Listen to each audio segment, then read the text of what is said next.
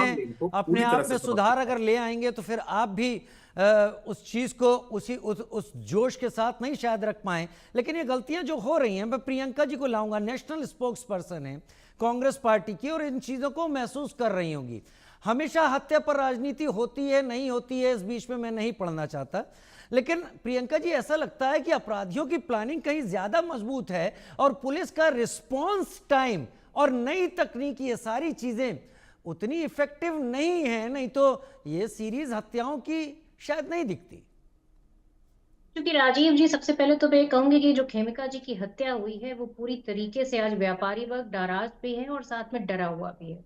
बिहार में जिस तरीके की बात की जा रही है कि अभी 2 दिन में लगातार 8 लोगों की हत्या हुई। अभी यहाँ पर मनोज लाल जी बड़ी बड़ी जो है मतलब कॉलर ऊंचा करके बता रहे थे कि जो उनके बेटे की हत्या लगभग 6 साल पहले हुई थी उसमें एक अपराधी पकड़ा गया और वो अपराधी छोड़ भी दिया गया और उस अपराधी की भी हत्या हो गई। मतलब आप जंगल राज और सुपर जंगल राज का मतलब समझ रहे हैं कि मतलब कितनी वो साफ वही से ये चीज खुद एक्सेप्ट कर रहे हैं कि किस तरह से अपराधी पकड़ा गया फिर छोड़ा गया फिर अपराधी को ही गोली से मार दी गई। तो ये तो हालत है। अब इनसे क्या कहा जाए। उसके बाद भी अपने कॉलर ऊंचे कर रहे, शर्म नहीं आ रही ये बात बताते हुए इन्हें कि बिहार में जो है इनकी जो सरकार है उसमें पूरी तरीके से एक कहना चाहिए कि जो बिहार है उस पूरे बिहार को इन्होंने क्राइम कैपिटल बनाकर रख दिया है। दिन दहाड़े लोगों की हत्या हो रही है। आप एडीजी कह रहा है कि पुलिस वालों पर हमला हो रहा है, जो बहुत ही मतलब चिंता का विषय है। पुलिस वालों की हत्या आपने देखी सीवान में किस तरह से तलवारों से हत्या कर दी गई काट के। उससे पहले अगर हम बात करें तो कटिहारी में प्रॉपर्टी डीलर की हत्या की गई, फिर पटना स्टेशन के सामने दिन दहाड़े गोलियां चली हैं, मुजफ्फरपुर में शिक्षक का मर्डर हो गया। ये सारे मर्डर हैं जो दिन दहाड़े हो रहे हैं, वो भी पटना जैसी जगह पर जो बड़े बड़े आपके शहर हैं वहां पर हो रहे हैं।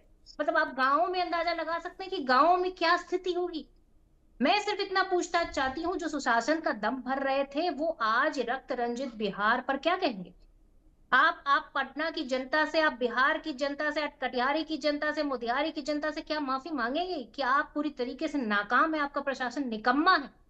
और आपका प्रशासन एडीजी जो जो जो खुद एडीजी लॉ एंड ऑर्डर है उनके सामने गोलियां चल रही हैं, अपराधी गोली मारकर चले जा रहे हैं। और ये घटना स्थल जो है आप समझिए कितनी प्राइम लोकेशन पर था। हम्म।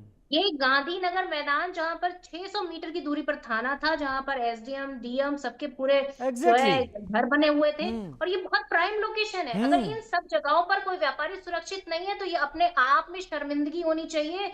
जो डबल इंजन की सरकार है, जो पूरी और तरीके से यहाँ पटना दिन दहाड़े जो बेखौफ ज्ञान की होकर भूमि गोली है, चल जा जो रही हैं। शांति की भूमि थी, वहां पर आज पूरी तरीके से खून खराबा मचा हुआ है। हम्म। और आप यही नहीं समझिए, महिलाओं पर जो अत्याचार हो रहे, हत्या बलात्कार अपहरण फिरौती डकैती के केस में लगभग 226% की वृद्धि हुई है, जो नीतीश जी और इनकी डबल इंजन की सरकार में हुई है। और सिर्फ यही नहीं, महिला पर जो अपराध हो रहा है वो 336% बढ़ चुका है।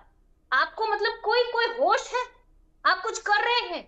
आप हाथ पर हाथ धरे बैठे रहेंगे तो भी ये स्थिति बन जाएगी, कुछ करने की जरूरत नहीं है। और वास्तविकता ये है, उस पर भी अब आपने आपको आप कॉलर ऊंची कर रहे हैं। आपको पूरी तरीके से निकम्मापन एक्सेप्ट कर चाहिए और बिहार की जनता से माफी मांगनी चाहिए। आज बिहार में जिस तरह की स्थिति है उसमें कौन व्यापारी अपना व्यापार लगाना चाहेगा, कौन इन्वेस्टमेंट करना चाहेगा वहां पर, कौन फैक्ट्रियां डालना चाहेगा वहां पर, किसकी जान की सुरक्षा है। घर में लोग अपने व्यापारियों को बार बार फोन करके पूछ रहे आप हैं कहाँ स्थिति। ये डर है बिहार के लोगों का, जिनके पास व्यवस्थाएं हैं, जिनके पास पैसा है। और बिहार की पॉलिटिक्स क्या कर रहे हैं, पॉलिटिशियन क्या कर रहे हैं, 100 जो है पूरी तरीके से अपने आगे गार्ड लेके टहल रहे हैं, क्योंकि उनकी भी सुरक्षा को खतरा है। आपका जो मंत्री है वो पूरी तरीके से दवाओं का पूरी कंपनी चलाता है नकली दवाओं की, उसके उसके ऊपर कोई कार्रवाई नहीं होती है। एक सबसे बड़ी मिनट, समस्या एक ये है जी, मिनट, कि जो बिहार में अपराध है वो पूरी तरीके एक से मिनट। सत्ता के अभी संरक्षण में जवाब चल रहा है दीजिएगा, जवाब और दीजिए। सत्ता राहुल, पूरी राहुल तरीके से आऊंगा आपके उसके पास, अंदर छिपे आऊंगा हुए है। आऊंगा। उन्होंने मंत्री पर जो आरोप लगाया, आप जवाब दीजिएगा। पहले आप बात पूरी कीजिए प्रियंका जी, मैं अभी आपको रोकूंगा नहीं, आप अपनी बात रखिए। लेकिन मैं सिर्फ इतना कहना चाहती हूँ, एनसीआरबी का अगर आंकड़ा उठाकर आप देख लेंगे तो 2005 से लेकर 2022 में जो घटनाएं और जो अपराध बढ़े हैं वो 323% बने हैं। 323%। उसके बावजूद भी ये रोना रोते हैं 20 साल पहले का। आज जिस तरह का भ्रष्टाचार फैला हुआ है, आज जिस तरीके से वहां पर पूरी तरीके से एक सुरक्षा के नाम पर, चाहे वो बेटियां हो, चाहे वो महिलाएं हो, चाहे वो व्यापारी हो, चाहे वो शिक्षक हो, चाहे वो किसी तरीके का कोई पुलिस का बंदा हो, कोई भी सुरक्षित नहीं है। जब कोई भी सुरक्षित नहीं है तो ऐसे माहौल को आप क्या कहेंगे। ऐसे एग्जैक्टली माहौल को कहा जाएगा कि पूरी तरीके से वहां पर महाजंगल राज है। इसे महाजंगल राज कहेंगे और पूरी तरीके से सरकार असमर्थ है इस समस्या को समाधान करने पर। सरकार की जो नाकामी है वो पूरी तरीके से बिहार की जनता समझ रही है। बिहार की जनता इस बार जो वोट करेगी वो बदलाव के लिए वोट करेगी, और यही जानते हुए जिस तरह से पूरी सरकार और पूरी तरीके से जो चुनाव आयोग है वो पूरी तरीके से चाहता है कि किसी तरीके से वोटों की धांधली की जाए, वोट देने के अधिकार को छीना जाए, और यही सारे कारण है जिसकी वजह से आज उनको जो है 20 से 23 दिन में ही पूरी तरीके से वोटर का पूरा पूरा पुनर्निरीक्षण करना पड़ रहा है। मैं समझती हूँ कि ये एक फेलियर है सरकार की, खैर, जिसकी वजह से आज बिहार यहाँ पर आ गया। जी, और मैं ये नहीं कहती कि आप जो समस्याएं हैं उसको बलात्कार हो रहे हैं उस पर आप ध्यान ही नहीं दे रहे हैं। एक बलात्कार पीड़िता की कहानी आप किसी की भी जुबानी पूछ लीजिए जाके, छोटी सी बच्ची का बलात्कार होता है, उसको अस्पताल में एडमिट नहीं किया जाता, 4 घंटे वो एम्बुलेंस में रहती है। जब याद है वो पूरा घटना, विपक्ष जाकर प्रियंका जी। खड़ा हो जाता है तब जाकर उसको कहीं एडमिट किया जाता है, वो फिर भी घट उसकी जान चली उसकी जाती है। जान चली तो जाती है, आदमी याद की है। जिंदगी और की उससे वसूली है बिहार में। उससे एक कौड़ियों कागज के पर नोट साइन मिलेंगे कराए आदमी जाते की हैं। जिंदगी ये बिहार में। कई चीजें हैं, सही कह रहे हैं, लेकिन राहुल गांधी कहते हैं ये क्राइम कैपिटल है, कहते हैं यहाँ बिल्कुल पर नहीं अपराध दूसरा एक नया कैपिटल नॉर्मल है। महाजंगल राज जी, मैं कहेंगे हम संदीप इसको। जी का रुख करूंगा, अभी संदीप जी का रुख करूंगा। संदीप जी, वैसे तो मैं इस बात को नहीं कहूंगा क्योंकि ये राजनीतिक आरोप प्रत्यारोप के दायरे में आता है। मैं मानता हूं कि ये कहना गलत होगा कि बिहार सरकार खुद ही इन चुनाव के पहले ऐसे हालात पैदा कर रही है, ये गलत मैं मानता हूं। यह राजनीतिक आरोप प्रत्यारोप तक ही रहे, लेकिन क्या करें, तस्वीर तो वही है। जब हम जनता के सामने यह बताने की स्थिति में हो कि हमने पिछले सालों में क्या किया, हम उसका एक रिकॉर्ड सामने पेश कर रहे हो, तब तस्वीरें ये आ रही हैं कि आज इसकी हत्या हो रही है, आज उसकी हत्या हो रही है, जो हत्या कर रहा हो गायब हो जा रहा है, पुलिस पर हत्या, नेता प्रतिपक्ष के घर के बाहर गोली चली है, कई जगह ये खबरें आ रही हैं। क्या बिहार में यही तस्वीर इस वक्त का सच है, संदीप जी? देखिए राजीव जी, सबसे पहले तो मैं आपको धन्यवाद दूंगा कि ऐसे ज्वलंत मुद्दे पर आपने अपनी डिबेट रखी और वो हिम्मत दिखाई जो आज की पत्रकारिता में मुझे कहीं दिखाई नहीं देती। देखिए, मैं बिहार में रह करके आया हूँ राजीव जी। मैं वहाँ राजभवन में था, राज्यपाल के सलाहकार के रूप में मैंने वहाँ पे काम किया है।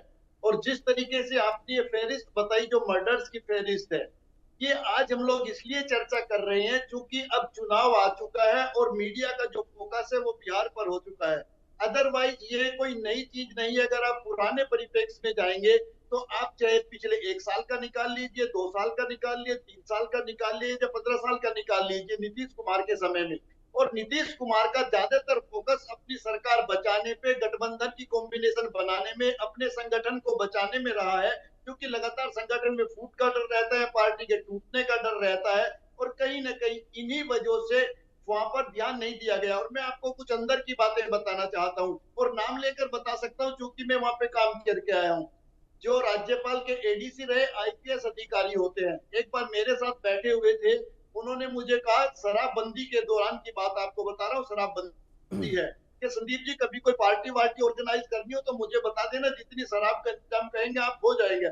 अगर एक आईपीएस ऐसी बात कह सकता है तो आप समझ सकते हैं कि क्या चल रहा है प्रदेश के अंदर। और जो आप कह रहे हैं क्राइम कंट्रोल करने की बात, उस टाइम में वहां पे जो आईपीएस थे पटना की, जो वो देखते थे सुरक्षा, वो थे मनु महाराज, थे बड़ी बड़ी मूंछों वाले, बड़े फेमस जी, आईपीएस जानता हूं। अधिकारी थे। एक बार जी, वो साथ में बैठे हुए थे, तो इसी तरीके से बात आई कि क्राइम बहुत है, रोजाना कोई ना कोई घटना होती है। तो उन्होंने मुझे साफ साफ कहा कि संदीप जी, जब तक ये ट्रांसफर पोस्टिंग नेताओं की पसंद से होनी बंद नहीं होगी तब तक यही होगा। बिहार के अंदर आज भी जो ट्रांसफर पोस्टिंग होती है वो वहां का विधायक सांसद अपने अपने क्षेत्र में अपने अपने पसंद के लोगों को लेकर के आता है। जब आप अपने पसंद का व्यक्ति उनको हिसाब से उनको दे देंगे तो ना आप वहां खनन रोक सकते, ना दूसरी चीजें रोक सकते, ना शराब की तस्करी रोक सकते। और जब शराब की तस्करी होगी, अवैध खनन होगा, तो मर्डर भी होंगे, हत्याएं भी होंगी। और यही कारण है कि बिहार के युवा को आज भी दिल्ली की तरफ, मुंबई की तरफ, पंजाब की तरफ, यूपी की तरफ भागना पड़ता है, चाहे नौकरी करने के लिए, चाहे मजदूरी करने के लिए। और इसी वजह से कोई आकर के बिहार के अंदर इन्वेस्ट नहीं करता। अदरवाइज मैं वहां रहा हूं, मैंने लोगों से मिला हूं, उनके बीच में अलग अलग जगह की विजिट भी की है। वहां के लोग बहुत ही ईमानदार हैं, मेहनत कश हैं, काम करना चाहते हैं और बाहर के आए हुए आदमी की इज्जत करते हैं। और आपको अंदर की बात बता दूं, क्योंकि सरकार बहुत सारी चीजें दबाती भी है।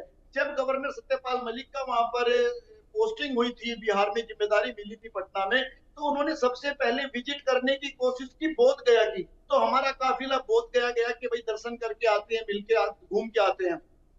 तो आपको बताऊं, वहां पर सरकार होने के बावजूद वहां पर पुलिस को चेकिंग में बम मिला। तो उस खबर को दबाया गया कि भाई सरकार की इमेज खराब ना हो, चीज का बवंडर ना बने। तो आप समझ सकते हैं ऐसी स्थिति बिहार की है। और जिस तरीके से आज मतलब हमने संदीप जी, दर आप पर ये दर कहना परत दर परत चीजें खोल के सामने रखी मुझे है, मुझे ये वाकई उम्मीद डराने मुझे वाली है। उम्मीद है कि आप जो भी बातें जिनका भी नाम ले रहे हैं